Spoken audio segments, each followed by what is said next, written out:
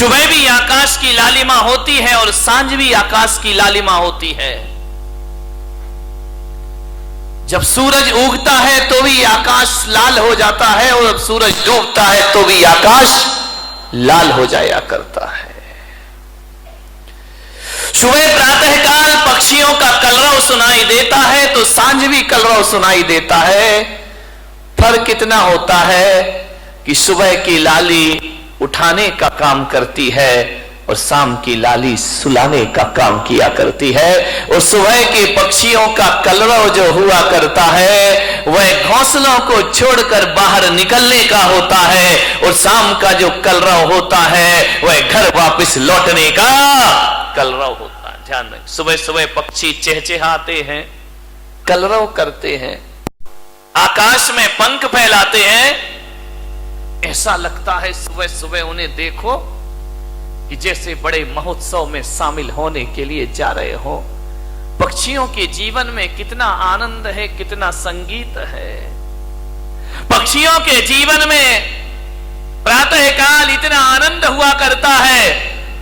घोंसले से देखता है आकाश में सूरज आया, उषा काल में पंख फैलाकर आकाश में उड़ जाया करता है, मुक्त आकाश का आनंद लिया करता है। कभी देखना जब हवा का झोंका आता है तो एक वृक्ष कितनी मस्ती में झूमा करता है, कितने आनंद में आनंदित हुआ करता है। देखना कभी जिंदगी में विचार करना, नारियल का पेड़ अपनी मस्ती में झूमा करता है और गुलाब का पौधा अपनी मस्ती में जो कितना आनंद है इन वृक्षों में, इन पेड़ पौधों में। कभी देखना पहाड़ से गिरते हुए झरने को, उसके पानी में संगीत है, एक गीत है, एक सुर है। बड़े संगीत के साथ पानी झरना बनकर के धरती पर गिरा करता है, बड़ा आनंद है। कल कल निनाद करती नदी को देखना, कितना आनंद है उस नदी में, अपनी मस्ती में रहती है, अपनी मौज में रहा करती है। चिड़िया आनंदित है, पशु पक्षी आनंदित है। एक गाय का बछड़ा जब दौड़ करके रंभाता हुआ मां के पास आता है, इतना आनंद उस बछड़े में हुआ करता है। मान्यवर, मैं आपसे निवेदन करने जा रहा हूं कि पेड़ पौधे आनंदित हैं, नदी आनंदित है, तालाब आनंदित है, झरने आनंदित हैं। कितना आनंद है इस संसार में, सुखी सुख है मेरे भाई। विचार करिए आप, प्रकृति का कण कण आनंद में जी रहा है। आसमान आनंदित है, जब रात होती है ना तो हजारों सितारों को आसमान लेकर धरती पर अपना सौंदर्य का रूप दिखाया करता है, आकाश में चंद्रमा चमका करता है। ध्यान रखिए, ज्यों ज्यों रात गहरी होती है आकाश का सौंदर्य बढ़ते चला जाता है, बढ़ते चला जाता है। आकाश आनंदित है, धरती आनंदित है, नदियां आनंदित है, पेड़ पौधे आनंद में जी रहे हैं, पशु पक्षियों के जीवन में आनंद है। अफसोस है आदमी के चेहरे पर आनंद दिखाई नहीं दिया। आदमी क्यों निराश है, आदमी क्यों उदास है, आदमी को ऐसा क्या हो गया है? एक चींटी भी जीना चाहती है, एक नासमझ जानवर भी जीना चाहता है, पर आदमी को क्या हो गया? ये मरने के षड्यंत्र रचा करता है, ये मरने की तैयारी किया करता है। आज तक किसी जानवर के मुख से ना सुना होगा कि हे भगवान हमें उठा ले, लेकिन आदमी के मुख से तो कई बार सुना है कि अब इस जिंदगी को जिया नहीं जाता, हे भगवान मुझे इस जीवन से उठा ले, इस जीवन से मुक्ति दे दे। क्या घट जाता है हमारे जीवन में ऐसा? आदमी मृत्यु के षड्यंत्र क्यों रचता है? ये आदमी अपनी ही हत्या करने के लिए तैयार क्यों है? मान्यवर, अपने ही जीवन से लाचार हो गया ये इंसान, अपने आप का दुश्मन बन गया। अभी तो ये सुना था कि दूसरे दुश्मन हुआ करते हैं, हम ही अपनी जिंदगी के दुश्मन खुद बनकर के तैयार हो गए हैं।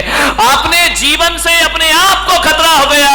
कभी आपने सुना किसी भैंस ने आत्महत्या की हो? सुना? कभी विचार किया है? कभी आपको अखबार में पढ़ने को मिला है कि आज एक भैंस ने गुस्से में आके आत्महत्या कर ली है? कोई जानवर आत्महत्या नहीं करता है।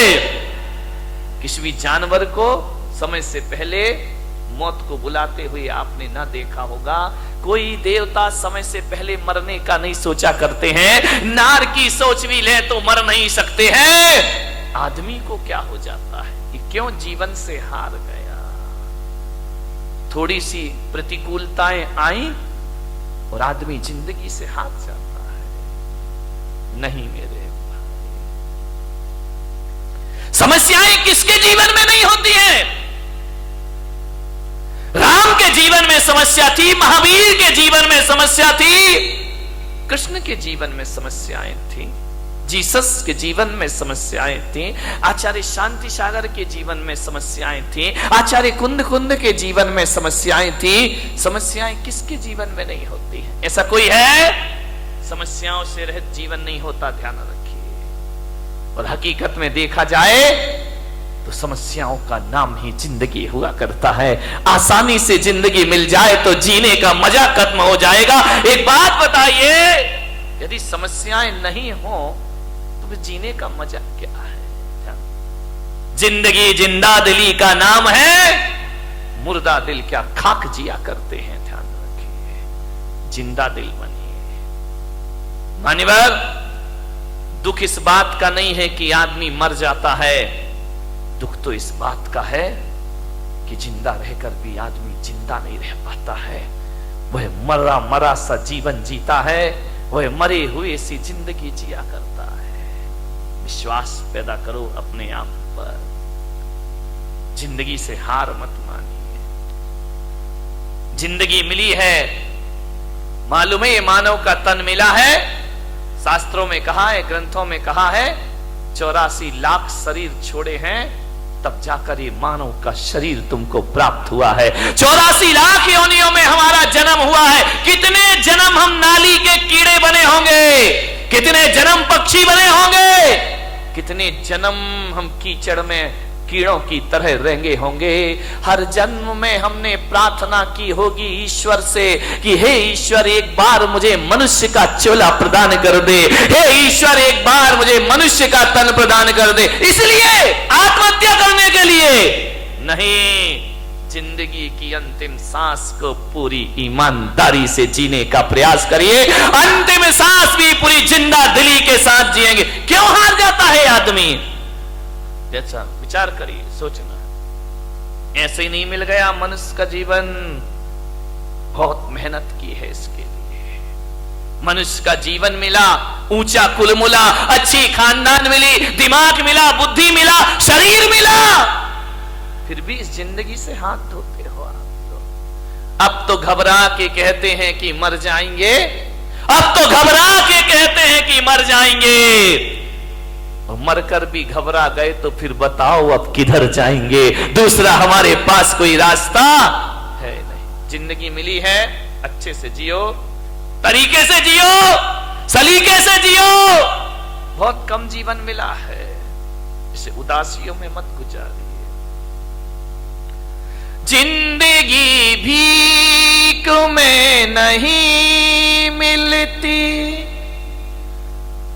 जिंदगी बढ़ के छीनी जाती है। जिंदगी भीख में नहीं मिलती, जिंदगी बढ़ के छीनी जाती है। अपना हक संग दिल जमाने से छीन पाओ तो कोई बात बने। सर झुकाने से कुछ नहीं होगा, सर उठाओ तो कोई बात बने। पहुंच कर अश्क अपनी आंखों के, मुस्कुराओ तो कोई बात बने। मुस्कुराओ तो कोई बात बने। उदास मत जियो, जिंदगी को पूरे आनंद के साथ जीने का प्रयास करो।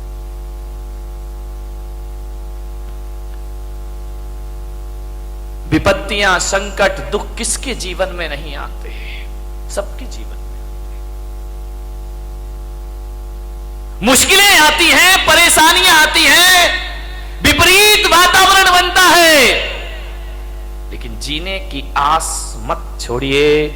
जलजले आते हैं, तूफान आते हैं, उड़ीसा में चक्रवात आता है, गुजरात में भूकंप आता है, हजारों लोग बेघरबार हो जाया करते हैं। लेकिन एक बात ध्यान रखो बारामती वालों, इतने बड़े भीषण आंधी तूफान के बाद, भूकंप के बाद भी जो आदमी जिंदा रहता है वो अपना उजड़ा हुआ आशियाना फिर से बना लिया करता है, वो अपना घर फिर से निर्माण कर लेता है। क्या हुआ, जिंदगी कितनी बार छीनेगी, फिर बना सकते हैं। अगर हौसले बुलंद हो तो आंधियों में चिराग जला करते हैं। ध्यान रखिए, आज समस्या है बहुत बड़ी। आदमी अपने जीवन का दुश्मन हो गया है, अपनी ही जिंदगी का दुश्मन हो गया है इंसान। शहरों में बड़े बड़े व्यापारी आत्महत्या कर रहे हैं, महानगरों में व्यापारी आत्महत्या कर रहे हैं, गांव में किसान आत्महत्या कर रहा है, घरों में किशोर आत्महत्या कर रहे हैं, महिलाएं आत्महत्या कर रही हैं।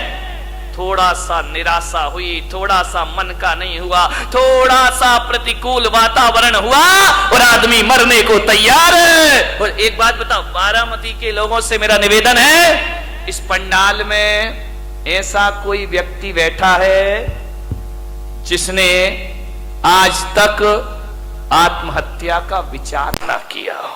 है कोई महान आत्मा? मैं दर्शन करना चाहता हूं। एक बार भी पूरी जिंदगी में मरने का विचार नहीं। महिलाओं तुम्हारी तो जय हो पंचम काल की, ये तो इतनी बार मरती हैं लेकिन एक बार भी नहीं मरती है। विचार करिए, सोचना है आपको। बात बात पर आदमी मरने का सोच लेता है। ऐसा कोई नहीं होगा इस दुनिया में जिसने अपने पूरे जीवन में एक बार मरने का ख्याल भी ना लाया हो। मर नहीं सका वो बात अलग है, लेकिन मरने का ख्याल तो सबके भीतर आ जाता है। थोड़ा सा मन का नहीं हुआ, मैं महिलाओं का तो नहीं, यहां की महिलाओं की बात नहीं कर रहा हूं। कौन बोला बंबई वालों की कर रहे हो ना? तुम्हारी तो अभी नहीं, आगे जाके विचार करना है आपको। महिलाएं तो हमेशा थोड़े, इनके दो ही हथियार हैं, ध्यान रखना। या मैं मायके चली जाऊंगी या फिर मैं मर जाऊंगी, आत्महत्या कर लूंगी, सुसाइड कर लूं, मैं नहीं जीऊंगी, तंग आ गई जिंदगी से। महिलाओं से मैं बात बात पे आत्महत्या के विचार मत बनाइए, मरने के विचार मत बनाइए। ध्यान रखिए, विचार करिए आप, बहुत अशुभ विचार है। भगवान महावीर कहते हैं मरने के विचार भाव हिंसा कहलाया करती है, और भाव हिंसा को द्रव्य हिंसा से भी बड़ा पाप माना जाता है। अरे देही हिंसा उतनी खतरनाक नहीं होती है जितनी वैचारिक। इससे बड़ी क्या हत्या, दूसरों की हत्या करना भगवान महावीर ने पाप कहा है। एक इंद्रिय जीव को भी मारना भगवान महावीर ने पाप कहा है। अरे एक बात याद रखना, मेरे महावीर कहा करते हैं, अरे दूसरों की हत्या करना पाप है, लेकिन अपने आप की हत्या करना महापाप हुआ करता है। इससे बड़ा दूसरा कोई पाप, दूसरों की हत्या करना तो पाप ही है, अपनी करना महापाप हुआ करता है। इसलिए भगवान महावीर ने एक प्यारा सा सूत्र दिया है। भगवान महावीर ने 4 शब्द इस इंसान को दिए हैं। अरे वो 4 शब्द नहीं, 4 वेद हुआ करते हैं, वो 4 आर्य सत्य हुआ करते हैं, वो महावीर के 4 शब्द। ध्यान रखना, इनसे बड़ा ना कोई आगम होता है, ना शास्त्र होता है, ना पुराण होता है। महावीर ने इस दुनिया को केवल 4 शब्द दिए हैं। महावीर ने इतना ही कहा है, इस मानव जीवन को सफल करना है तो 4 सत्य में जियो। वो 4 सत्य है, वो 4 वेद है, वो चारों धाम की यात्रा है। वो 4 शब्द इस धरती को दिए, जियो और जीने दो। इससे बड़ा कोई धर्म ग्रंथ नहीं हुआ करता है, इससे बड़ा कोई शास्त्र नहीं हुआ करता है, इससे बड़ा कोई आगम नहीं हुआ करता है। न वेद है, न पुराण है, न कुरान है। 4 शब्द में उन्होंने अपनी पूरी देशना को समाहित कर दिया, 4 शब्द में पूरे दर्शन को रख दिया भगवान महावीर ने। ऐसे दार्शनिक हुए, उन्हें ज्यादा बोलने की जरूरत नहीं पड़ी। भगवान महावीर से पूछा गया कि आप बताइए एक सेंटेंस में धर्म का सार क्या है, तो महावीर ने कहा जियो और जीने दो। ध्यान रखिए, सारी दुनिया समा गई इसमें, सारे ग्रंथ समा गए इसमें। ध्यान रखना, 11 अंग 14 पूर्व का सार समाया है। ये इतना साधारण अक्षर नहीं है, इतने साधारण शब्द नहीं है कि बैनरों पर लिखवा दिए जाएं, वो हमारी इतिश्री हो जाए। ध्यान रखिए, जियो और जीने दो। भगवान महावीर ने सबसे पहले कहा है जियो, ध्यान रखना, उसके बाद जीने दो। मैंने कहा ऐसा क्यों कहा है, स्वार्थी क्यों बना दिया कि पहले खुद जियो फिर दूसरों को जीने दो। तो महावीर ने कहा ये स्वार्थ नहीं, ये परमार्थ हुआ करता है। अरे जो आदमी खुद जीना नहीं जानता है वो दूसरों को जीवन दान कहां से दे सकता है। पहले खुद जियो, कैसे जीना है। जब खुद ही नहीं जियोगे तो जीने दो कहां से आ जाएगा जीवन में। ध्यान रखिए, बहुत बड़ा शब्द है ये भगवान महावीर का। धर्मनिरपेक्ष है, सार्वजनिक है, यूनिवर्सल है। हिंदू हो, मुसलमान हो, सिख हो, ईसाई हो। कल एक सांसद महोदय मेरे पास आए, उन्होंने कहा महाराज भगवान महावीर पर कोई ऐसी पुस्तक है जो सरल शब्दों में लिखी गई हो। मैंने कहा पुस्तकें तो बहुत हैं, समझने वाला चाहिए। बोले नहीं, बिल्कुल सरल, बिल्कुल सरल। तो मैंने कहा महावीर को पढ़ने के लिए पोथियों की पढ़ने की जरूरत नहीं हुआ करती है, महावीर को समझने के लिए ग्रंथों की जरूरत नहीं हुआ करती है। मैंने कहा मेरे महावीर का स्वरूप देख लीजिए, इससे बड़ा कोई शास्त्र नहीं हुआ करता है, इससे बड़ा कोई उपदेश नहीं हुआ करता है। और महावीर का यदि सबसे बड़ा कोई ग्रंथ है तो जियो और जीने, इससे बड़ा कोई ग्रंथ नहीं। ध्यान रखना, चाइना हथियारों का आविष्कार कर रहा है, पाकिस्तान अणु बम की धमकी दे रहा है, अमेरिका दादागिरी दिखा रहा है, भारत में भी हथियारों की होड़ लगी है। मालूम है किस लिए? कि अमन चैन की स्थापना हो। लेकिन इन्हें कौन समझाए? मैं पुलक सागर कहता हूं कि विश्व में अमन चैन जब भी आएगा, आज नहीं तो कल, कल नहीं तो परसों, सारी दुनिया को महावीर के झंडे के नीचे आना ही पड़ेगा, महावीर के सिद्धांतों को अपनाना ही पड़ेगा, महावीर के उपदेशों को स्वीकार करना पड़ेगा। यदि चाइना सोच ले जियो और जीने दो, पाकिस्तान सोच ले जियो और जीने दो, भारत सोच ले जियो और जीने दो, तो क्या करोगे हथियारों का मेरे भाई? क्या करोगे इन शस्त्रों का? क्या करेगा आदमी शक्ति संपन्न होकर के? जियो और जीने दो। जैन कुल में पैदा होके इन शब्द की महिमा नहीं समझ में आई। बहुत बड़ी ताकत है। जब घर में झगड़े हो, विवाद हो, लड़ाई हो, एक ही सूत्र अपनाना, जियो और, वहां हमारी समस्या महत्वपूर्ण हो जाती है, सूत्र महत्वपूर्ण नहीं होता है। सूत्र को महत्वपूर्ण कर लो, रातों रात घर के झगड़े समाप्त हो जाएंगे मेरे भाई। समाज में विवाद हो जाए, भाई भाई में विवाद हो जाए, परिवार में झगड़े हो जाए, कोई कितनी भी बड़ी गलती कर दे, कितना भी बड़ा अपराध कर दे, आदमी एक सूत्र जुबान पर ले आए, जियो और जीने। क्या अपराधियों को जीने का हक नहीं है इस धरती पर? उन्हें भी जीने का हक है मेरे भाई, पापियों को भी जीने का हक है।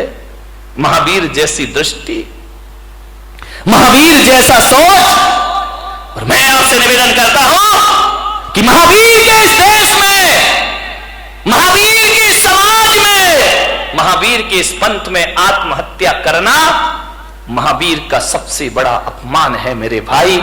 इससे बड़ी कायरता दुनिया में कोई दूसरी नहीं हुआ करती है। आत्महत्या के विचार कभी मत बनाओ, विचार बनाना भी पाप है। मरने के पहले क्यों मर जाते हो? ध्यान रखिए।